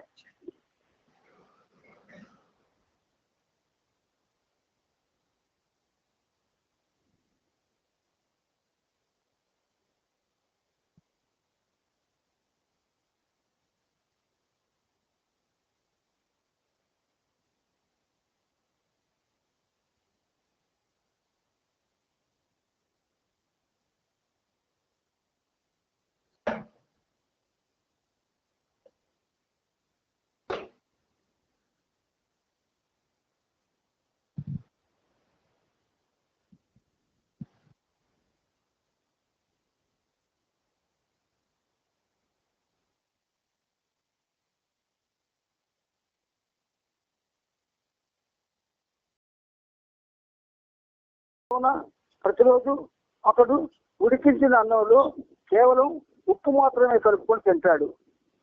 తెల్లవారుజామున 4 గంటలకు లేచి సీతారాం సీతారాం అంటూ రామనామం జపిస్తాడు. అతడు రోజు 4 గంటలకే బావి దగ్గర స్నానం చేస్తాడు. రోజంతా దోసలో పనిచేస్తాడు. అతడికేమీ అక్కర్లేదు. అంతేకాదు ఎల్లప్పుడూ సంతోషంగా ఉంటాడు. ప్రతిరోజు 5 ముల్లంగి దుంపలు ఇచ్చి నాకు కూడా సంతోషాన్ని కలుగజేస్తాడు. అతడు ఒక సాధువుడు. అందువల్ల అతనికి ఏమీ అవసరం లేదు, ఏ కోరిక లేదు. అతడికున్న ఒకే ఒక కోరిక ఠాకూర్ను అంటే భగవంతుడిని, శ్రీకృష్ణ పరమాత్మని సంతోషపరచడమే. దాని కొరకే ఈ రోజున శ్రీ ఠాకూర్ బాబా అతన్ని దర్శించడానికి వచ్చాడు అని అతని గురించి శాస్త్రులతో అన్నారు. బాబా సారనాథ్లో 12 రోజులు ఉన్నారు. ఆ సమయంలో బాబా తన సహచరులతో సారనాథ్ నుండి కాలినడకన హరిద్వార్ చేరుకునే విషయం చర్చించారు. చివరకు అందరూ కలిసి తమ తమ సామానంతా మంజరీ మాఫీకి గూడ్స్ రైల్లో పంపించాలని నిర్ణయించారు. బాబా వారితో మనం మన ట్రక్ పెట్టెలు బట్టలు డాక్టర్ నాథ్కి ఇచ్చేసి వాటికి బదులుగా మనం తీసుకున్న 1000 రూపాయలు ఇప్పటికే ఖర్చు అయిపోయాయి. మనకిప్పుడు మన సామాను పంపేందుకు 300 నుంచి 400 రూపాయల వరకు కావలసి ఉంటాయి. మనకు అంత డబ్బు ఎక్కడి నుండి వస్తుంది అని అడిగారు. కాసేపటి తరువాత బాబాయే ఆ సమస్యను పరిష్కరిస్తూ, ఈ అవసరం తీరడం కొరకు మీరు మీ చేతి గడియారాలు అమ్మివేయడానికి సిద్ధంగా ఉండండి అన్నారు. అందువలన ప్రతి వ్యక్తి తన మనసులో చివరికి తామంతా గాలిలా తేలిగ్గా అయిపోయేందుకు మరొక అడుగు వెయ్యాలని నిర్ణయించుకొని వారి చేతికున్న వాచీలను తీసి బాబా ముందు ఉంచారు. డాంకిన్, బెండు ఆదిలను పని మీద బాబా తరచుగా బయటకు పంపిస్తుంటారు. ఆ ముగ్గురి సమయపాలన పాటించేందుకు టైం చూసుకునేందుకు వాచీలు అవసరం కాబట్టి వారి వాచీలను వారినే ఉంచుకోమన్నారు. మొత్తం 12 వాచీలు సేకరించబడ్డాయి. అందులో ఒకటి శ్రీ శాస్త్రం నుండి వచ్చింది. అప్పుడు బాబా ఢిల్లీలో ఉన్న కేకీ దేశాయిని 500 రూపాయలతో బెనారస్ రమ్మని తెలియజేస్తూ టెలిగ్రామ్ ఇవ్వమని ఏడుసిని ఆదేశించారు. డిసెంబర్ 8వ తేదీన దేశాయ్ బాబా వద్దకు వచ్చాడు. అతను ఇచ్చే డబ్బుకు బదులుగా 12 వాచీలు అతనికి అందజేశాడు. 10వ తేదీన సామానంతా అతనితో బేరాడు పంపించేశారు. వాచీలను అమ్మి తన సొమ్మును తిరిగి రాబట్టుకోవాల్సిందిగా దేశాయిని ఆదేశించారు. డాక్టర్ నాథ్, డాక్టర్ ఖరే ఇద్దరు గోలోరాం పేరుతో పిలువబడే ఒక ఒంటె బండిని, 2 ఆవులు, ఒక దూడని, 2 ఆడగాడిదలను, ఒక తెల్లని గుర్రాన్ని సారనాథ్కి పంపించారు. అంతకుముందే పాద్రి ఖేర్వాన్ని, ఎద్దు బండిని, 4 ఎద్దులను సారనాథ్కు తీసుకొచ్చాడు. 1949 డిసెంబర్ 12వ తేదీ ఉదయం సారనాథ్ నుండి బయలుదేరే ముందు బాబా కప్పుకునేందుకు ఒక దుప్పటిని సంత్ మాలికి, మరొక తోటమాలికి కొన్ని వస్త్రాలను అందజేశారు. భగవంతుడిచ్చే కానుకను అందుకునేందుకు సంత్ మాలి చేతులు ముందుకు చాచాడు. బాబా అతని చేతికి తన కానుకను అందించే సమయంలో సంత్ మాలి సంభ్రమంతో బాబాని చూస్తూ ఉండిపోయాడు. సంత్ మాలి భుజంపై బాబా తన చెయ్యి వేసి నడుచుకుంటూ అతని కుటీరం నుండి బయటకు వచ్చారు. కొంచెం దూరంలో నిలబడి ఉన్న డాక్టర్ నాథ్, డాక్టర్ ఖరే కుటుంబ సభ్యులపై తన దృష్టిని సారించారు. సారనాథ్ లో ఉండే ఈ చిత్రోత్సవ రోజున వారికి అక్కడకు రమ్మనమని కబురు చేశారు. వారికి 2వసారి అవతార పురుషుని క్షణకాల దర్శనం ఇచ్చేందుకు బాబా వారిని అక్కడికి పిలిపించారు. ఇక్కడికి ఈ చాప్టర్ పూర్తయింది. ఇప్పుడు హరిద్వార్ తీర్థయాత్ర.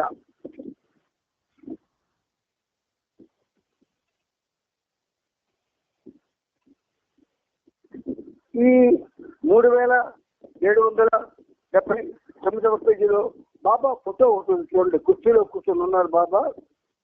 కుడి చేతి పాయింట్ ఫింగర్ ని ఎడమ చేతి మిడిల్ ఫింగర్ కి, రింగ్ ఫింగర్ కి ఇలా తాకిస్తూ ఏదో మెసేజ్ చెప్తూ ఉన్నారు.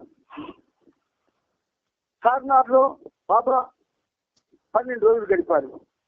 1949 డిసెంబర్ 12వ తేదీ ఉదయం 7 గంటలకు బాబా ముందు నడుస్తూ తన వెనుకనే 4 స్త్రీలు మరికొంత దూరంలో గంటలాగా కాలినడకన సారనాథ్ నుండి బయలుదేరారు. వారి వెనకాలి 2 గంటల తర్వాత మిగిలిన నవజీవన పరివారం అంతా బయలుదేరారు. తెల్ల గుర్రం కాంకిన్ సంరక్షణలో ముందు నడవగా దాని వెనకే 2 క్యారవాన్ను అంటే పెద్ద బండి నడుపుతున్నాడు. బాబా స్వయంగా రాజా అని పేరు పెట్టిన నల్లని ఇంగ్లీష్ ఎద్దు ఆ క్యారవాన్ను లాగుతోంది. దాని వెనక ఒంటె బండిని రైతులు నడుపుతూ బయలుదేరాడు. వాడి వెనక సదాశివ్ ఎడ్ల బండి నడుపుతున్నాడు. 2 ఆవులు, ఒక దూడ, 2 గాడిదలు నడుస్తూ వెనకాలే వస్తున్నాయి. ముందుగా నిర్ణయించుకున్న ప్రకారం వీరందరూ ఉదయం 11:30కి బాబాను శ్రీ సహచరులను బెనారస్ లో కలుసుకున్నారు. సహచరులు బాబా తెల్లని పొడుగాటి కత్లీలను, ఆకుపచ్చని తలపాగాలను ధరించారు. స్త్రీలందరూ నీలిరంగు కాటన్ చీరలను ధరించారు. పరివారం అంతా తిరిగి తమ యాత్రను ప్రారంభించే ముందుకు సాగుతుండగా చూడడానికి అదొక అద్భుతమైన దృశ్యంలా కనిపించింది. వారి దేశ దిమ్మడి జీవితం అంటే జిప్సీ జీవితం అలా ప్రారంభమైంది. అలా పెద్ద ఊరేగింపుల స్త్రీలు, పురుషులు మరియు జంతువులతో కూడిన ఆ బృందమంతా ముందుకు సాగుతూ ఉంటే కామ క్రోధ లోభాలను జయించడానికి కథల రంగంలో కదిలే సైన్యంలా ఉంది. ఒంటెమెడలో గణగణమై గంటల ధ్వని వింటుంటే మానవుల్లో లోతుగా పాతుకుపోయి ఉన్న కామ క్రోధ లోభాలని ఈ శక్తులు వణకసాగాయి. ఆ తెల్లని గుర్రం స్వచ్ఛతకు భిన్నంగా ఉండి అవతారాన్ని, ఆగమనాన్ని తెలియజేసే పవిత్రతకు ప్రదేశంగా ఉంది. ఆ దారిన వెళ్లేవారంతా వింతగా కనిపిస్తున్న ఈ ప్రయాణికుల బృందాన్ని ఎంతో కుతూహలంగా చూస్తున్నారు. శాస్త్రులను, వారి జాతి, కులం గురించి, వారంతా ఎక్కడికి వెళ్తున్నది వగైరా వివరాలను అడిగి బృందమంతా హరిద్వారకు వెళ్తున్న విషయం తెలుసుకొని ఎంతో మర్యాద పూర్వకంగా వంగి నమస్కరించారు. చాలా సంవత్సరాల తర్వాత మొట్టమొదటిసారిగా హరిద్వార్ లో కుంభమేళా జరగబోతున్నది. అలా ఈ బృందం యొక్క గమ్యస్థానం గురించి వెంటనే పరిసర ప్రాంతాల్లోని ప్రజలు ఆ శాస్త్రంలోని పురుషులకు ఒక రకమైన సన్యాసులుగాను, స్త్రీలను సన్యాసులుగాను భావించారు. ఎవరికి తెలుస్తుంది వారి నిస్సహాయ స్థితి? ఎవరు దాన్ని అర్థం చేసుకోగలరు? వారి నిస్సహాయ స్థితి లోతులు ఎవరు గ్రహించగలరు? అదే వారిలో రహస్యంగా దాగి ఉన్న శక్తి మరియు దృఢమైన పట్టుదలకు మూల కారణమని, భగవంతుడిపైనే పూర్తిగా ఆధారపడ్డ వారికే అట్టి నిస్సహాయ స్థితి లభిస్తుందని ఎవరికి తెలుస్తుంది? మరియు సంపూర్ణంగా ఆధారపడ్డప్పుడే లభిస్తుందని ఎవరికి తెలుసు? గుర్రాన్ని, ఆవుల్ని, దూడ మరియు గాడిదల్ని అదుపు చేయడం ఎంతో విసుగుగాను, తలనొప్పిగాను తయారైంది. కళ్ళెం పట్టుకుని దాంకిన్ గుర్రాన్ని నడుపుతున్నాడు, కానీ ఉస్తాది 2 గాడిదలను నడిపిస్తున్నారు. కానీ అవి ముందుకు కదలడానికి మాటిమాటికి మొరాయిస్తున్నాయి. ముందుకు కదలక మొరాయిస్తున్న ఆ గాడిదలతో గని బాగా అలిసిపోయాడు. అలాగే మీరు అలోబా కూడా ఆవును అదుపు చేయడంలో అనేక కష్టాలను పడవలసి వచ్చింది. చివరకు గత్యంతరం లేక కదలని ఆ దూడను మీరు తన భుజాలపై వేసుకుని మోసుకుంటూ నడిచాడు.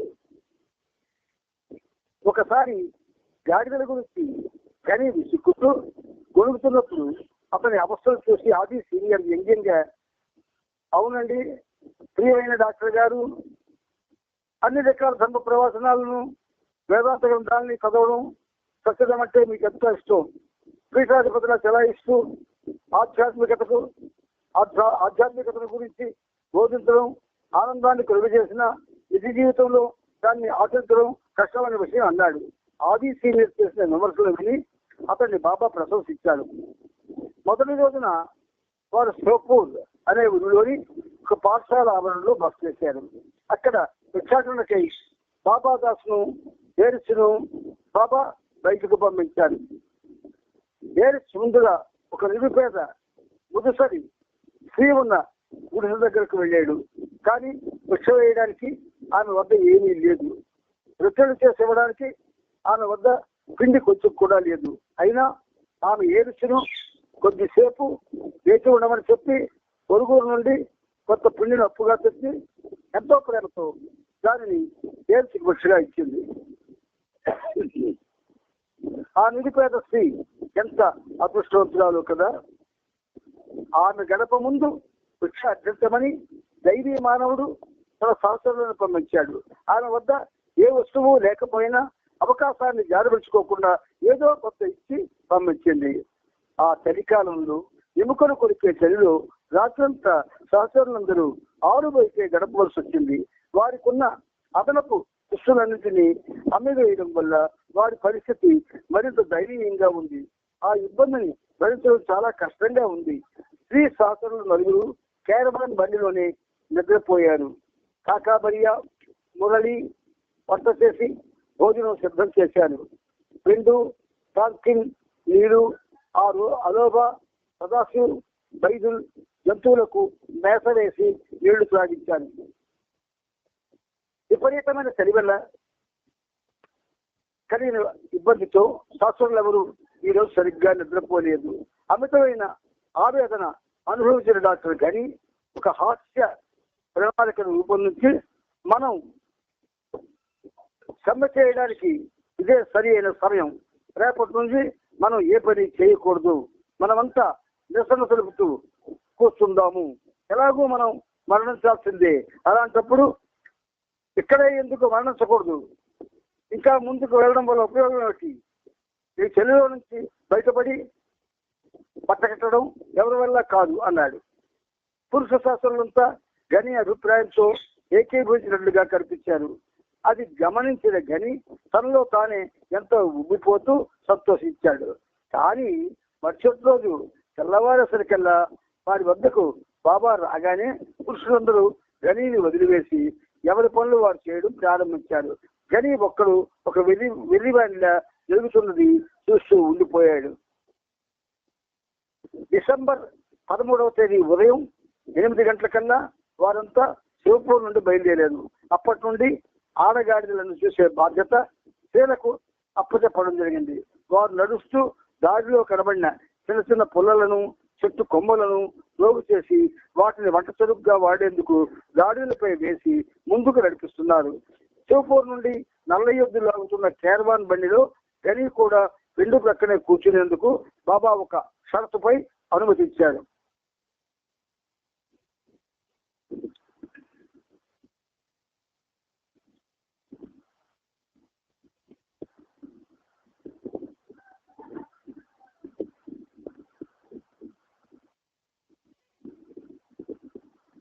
బస చేసేందుకు వారు ఎక్కడైతే ఆగుతారో అక్కడ భిక్షాటనకు గని వెళ్ళవలసి ఉంటుందని షరతు పెట్టారు. ఒకరోజు మెహరా, మణి, నెహ్రూ మరియు గోహెర్ నడుచుకుంటూ వెళ్తూ దారిలోని పుల్లలను, చిన్న చిన్న కొమ్మలను ఏరుతుండగా వారి ప్రక్కగా ఒక ఎడ్ల బండి వెళుతూ ఆగింది. ఆ బండిని చూడలే వ్యక్తి తన కళ్ళ ముందు కనబడిన దృశ్యాన్ని చూసి ఆశ్చర్యపోతూ, ఎక్కడికి వెళ్తున్నారు మీరు అని అడిగాడు. హరిద్వార్కు వెళ్తున్నామని వారు బదులిచ్చారు. వారిని వచ్చి తన బండిలో కూర్చోమని ఎంతో మర్యాదపూర్వకంగా ఆహ్వానించాడు. కానీ నెహ్రూ ఎంతో గంభీరంగా సమాధానమిస్తూ, మేము హరిద్వార్కు యాత్రికులుగా వెళ్తున్నాం, అందువల్ల మేము నడిపే వెళ్ళాలి, మేము బండిలో ప్రయాణించకూడదు, క్షమించండి అని అతనితో చెప్పింది. దానికి ఆ బండి యజమాని వినయంగా, అమ్మా దయచేసి బండిలో కొంతసేపు కూర్చోండి, ఆ బండిలో కొంతసేపు కూర్చున్నంత మాత్రాన ఈ తీర్థయాత్ర యొక్క పవిత్రతకు వచ్చే భంగమని లేదులండి అన్నాడు. మణి ఎంతో ధైర్యంగా సమాధానమిస్తూ, కేవలం పాదసారులుగా నడుస్తూనే తీర్థయాత్రను చేపట్టాలి, విలాసంగా చేసే యాత్రలు తీర్థయాత్రలు ఎలా అవుతాయి అని ఆమె చెప్పింది. ఆమె అలా ఖచ్చితంగా చెప్పేసరికి బండిని నడిపే వ్యక్తి అక్కడి నుండి ముందుకు కదిలి వెళ్ళిపోయాడు. కానీ కొంత దూరం ముందుకు వెళ్ళిన తరువాత అతను ఆగాడు. ఇంతలో బాబా పురుష శాస్త్రుల వద్ద నుండి వెనుకకు వచ్చి స్త్రీలను క్యారవాన్ బండిలో కూర్చోమని ఆదేశించారు. వారందరూ వెళ్లి అందులో కూర్చున్నారు. బయటకు చూసేందుకు వీలుగా మణి, నెహ్రూ ఆ బండికి వెనుక ఉన్న తెరలను పైకి చూపేశారు. కొంతసేపటికి అంతకుముందు కొంత దూరం వెళ్లే ఆగి ఉన్న బండి యజమాని దాటుకుంటూ వీరి క్యారవాన్ ముందుకు సాగిపోయింది. ఆగి ఉన్న బండిలోని వ్యక్తి తన ఎదురు సాగిపోతున్న క్యారవాన్ లో హాయిగా కూర్చుని ప్రయాణిస్తున్న ఈ స్త్రీలను చూశాడు. శ్రేణీకరణ భావంతో అతను వారి వెంట చూసిన చేపుకు నెహ్రూ ఇబ్బందిగా తమ ముఖాలను దాచుకోవాల్సి వచ్చింది. తమను బాబా ఎందుకు బండిలో కూర్చోమన్నారు అప్పుడు ఈ శాస్త్రాలకు స్త్రీ శాస్త్రాలకు అర్థమైంది. బాబా క్యారవాన్ వద్దకు వచ్చి స్త్రీలను బండి దిగి పనుల నడకలు కొనసాగించండి అన్నారు. వారిద్దరికి ఇది ఒక గుణపాఠం. ఎప్పటిలాగానే బాబా వద్ద ఏది దాచలేమని తెలుసుకున్నారు. ఆ రోజు మధ్యాహ్నానికల్లా బాబా బృందం బబత్పూర్ చేరుకొని అక్కడ ఒక తోటలోని చెట్ల బస్ చేశారు. గనిని బాబాదాస్ను భిక్ష కోసం ఊరిలోకి బాబా పంపించారు. కాకా బరియా మధ్యాహ్న భోజనాన్ని వండాడు. కాకాకు సహాయం చేస్తూ మురళి బాగా అలసిపోయాడు. అందువల్ల కూరగాయలకు చెక్కు తీయడం, ఉల్లిపాయలు పెరగడం లాంటివి పడుకొనే చేస్తున్నాడు. మురళి చేసే చేష్టలు కాకాకు కోపాన్ని తెప్పిస్తున్నాయి. కానీ నవజీవన నిబంధనలకు బదులే ఉన్నందున మురళిని ఏ మాట అనలేకపోయాడు. ఏంటంటే వాళ్ళు ప్రేమబద్ధులు, ప్రేమకి బద్ధులైపోయారు. ఆ ప్రేమ అనన్య సామాన్యమైన ప్రేమ. అయినా ప్రేమలో మనకి చిన్న చిన్న ఒక విధంగా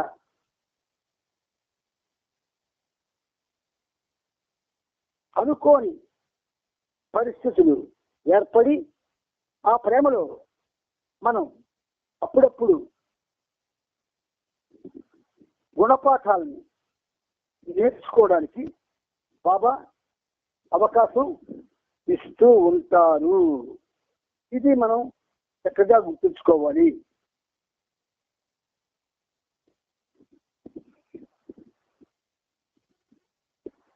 వారి వద్ద డిసెంబర్ నెల చివరి దాకా సరిపోయే సరుకులు ఉన్నప్పటికీ ప్రయాణంలో ఆగిన ప్రతి చోట సహచరులను భిక్షాటనకు పంపించేవారు. బాబా జాన్పూర్లో మనం ఉండేందుకు సరైన ప్రదేశం లభించినట్లయితే మనం అక్కడే 4-5 రోజులు ఉంటాము. మన నవజీవనం సరస్సులు ప్రమాణాలకు భంగం కలగకుండా అక్కడ మీరు కావలసిన మంచి ఆహారం ఏర్పాటు చేయాలనే విషయం గురించి ఆలోచిస్తాను అని చెప్పారు.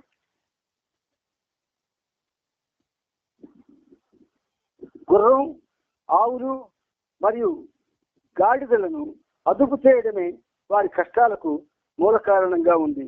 అందువల్ల ఆ జంతువులను హరిద్వార్ పంపేందుకు వీలుగా రైలులో కావలసిన ఏర్పాట్లను చేయవలసిందిగా ఆఫీస్ సీనియర్ గని బాబాదాస్ను ముందుగా జాన్పూర్ పంపించారు.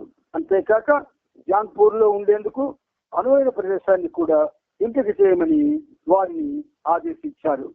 డిసెంబర్ 14వ తేదీన విపరీతమైన చలిలో తెల్లవారుజామున 3:30 గంటలకే ప్రతి ఒక్కరూ నిద్ర నుండి లేచారు.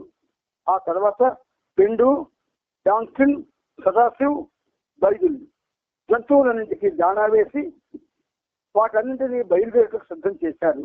ఆ బృందం వారంతా ఉదయం టీ అల్పాహారం సేవించి ఉదయం 7:30 గంటలకల్లా అబత్పూర్ నుండి ప్రయాణమయ్యారు. ఇక్కడ మనకి అద్భుతమైన విషయాలు ఎన్నో తెలుస్తున్నాయి. డిసెంబర్ 14వ తేదీన విపరీతమైన చలిలో తెల్లవారుజామున 3:30 గంటలకే ప్రతి ఒక్కరూ నిద్ర నుండి లేచారు.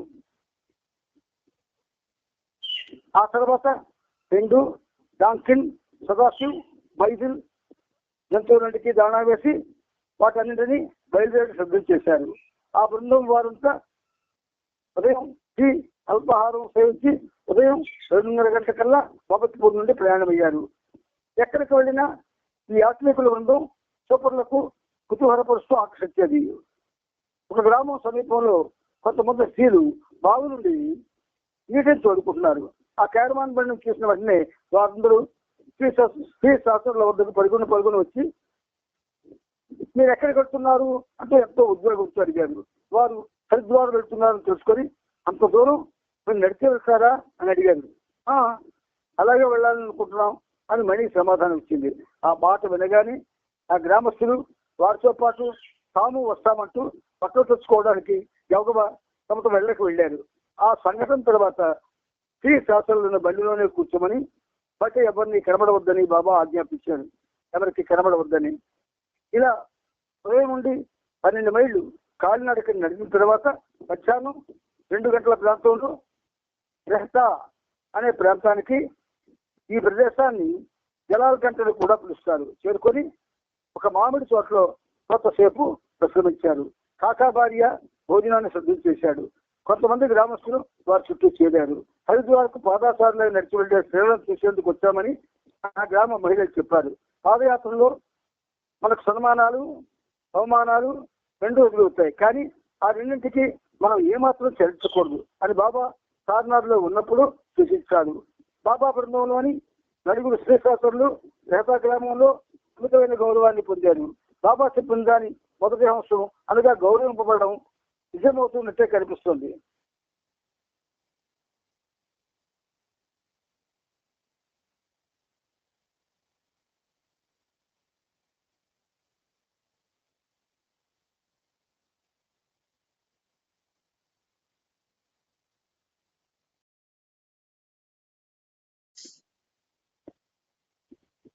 ఒక గీతాన్ని, స్వరవేణువు అనే గీతాన్ని, పల్లవి చరణం మనం పాడుకున్నాం. అది మళ్ళీ రిపీట్ చేసుకుని ముందుకి వెళ్ళడానికి ప్రయత్నం చేద్దాం. అయితే ఒక్కసారి జ్ఞాపకం తెచ్చుకోండి విన్న విషయాన్ని. అది అంతాలు లేనట్టి అద్వైతమా. గీతం కొంచెం హై పిచ్ లో ఉంటుంది కాబట్టి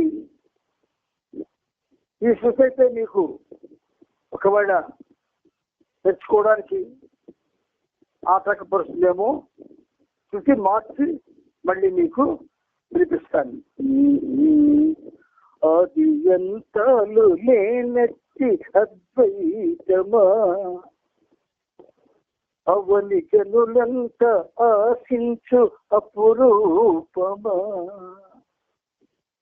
మౌనమును దాసి భాషించు దివ్యత్వమా, మౌనమును దాసి భాషించు దివ్యత్వమా, మనసు హరించి మేల్కొల్పు ఆనందమా, మనసు హరించి మేల్కొల్పు ఆనందమా, అది ఎంతాలు లేనట్టి అద్వైతమా, అవని జనులంత ఆశించు అపురూపమా, మౌనమును దాసి భాషించు దివ్యత్వమా, మౌనమును దాసి భాషించు దివ్యత్వమా, మనసు హరించి మేల్కొల్పు ఆనందమా, మనసు హరించి మేల్కొల్పు ఆనందమా. అద్వైతమా, అపురూపమా, దివ్యత్వమా, ఆనందమా అనేటటువంటి సంబోధనలు ఉన్నాయి ఈ పల్లవిలో. అంటే సాధారణంగా పల్లవిలో సంబోధనా వచనాలు గజల్స్ లో మాత్రమే ఉంటాయి. కానీ ఇది కూడా గజల్ తరహాదే కనుక ఆ చివరిని ఆవసరమైనటువంటి సంబోధన వచనాలు ఉన్నాయి. ప్రతి యుగమందు అరుదేశు అవతారమా, పాప భారాన్ని తొలగించు పరిశుద్ధమా, ప్రతి యుగమందు అరుదేశు అవతారమా, పాప భారాన్ని తొలగించు పరిశుద్ధమా, సత్య మార్గాన్ని చూపించు పరతత్వమా, సత్య మార్గాన్ని చూపించు పరతత్వమా, ప్రతి హృదయాన్ని స్పృశించు సందేశమా, ప్రతి హృదయాన్ని స్పృశించు సందేశమా.